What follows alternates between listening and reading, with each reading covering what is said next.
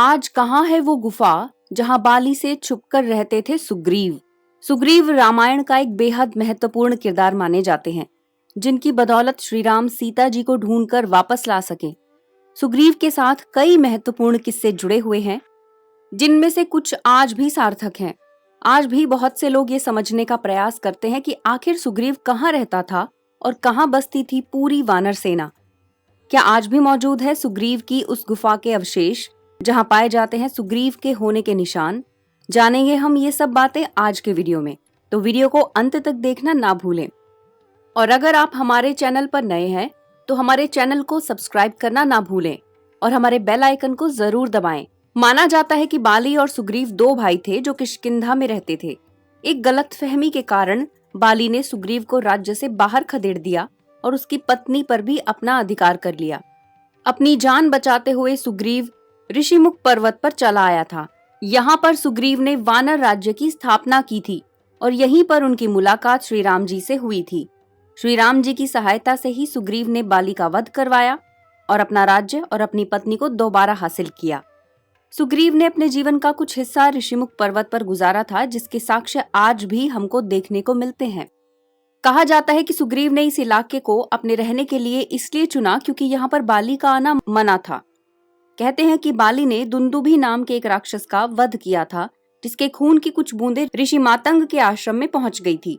यही कारण है कि मातंग ऋषि ने अपने आश्रम को अपवित्र करने के कारण बाली को श्राप दिया था। उस श्राप के कारण बाली जैसे ही इस क्षेत्र में प्रवेश करेगा, उसकी मृत्यु हो जाएगी। यही कारण था कि सुग्रीव के लिए छिपने के दृष्टिकोण से ये स्थान सबसे उपयुक्त था। माना जाता है कि सुग्रीव ने जिस पर्वत पर रहकर अपनी रक्षा की थी वो आज कर्नाटक के हम्पी में है। हम्पी वही इलाका है जहां एक समय विजयनगर राज्य की राजधानी थी, लेकिन विजयनगर राज्य के पतन के बाद से ये क्षेत्र काफी समय तक वीरान पड़ा रहा।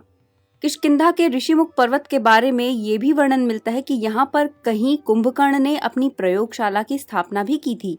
हम्पी और उसके आसपास के इलाकों पर आज भी कई ऐसी जगहें मौजूद हैं जिनका संबंध श्री राम के काल से है। कहते हैं कि कर्नाटक के बेलारी जिले में वीरूपाक्ष मंदिर स्थित है।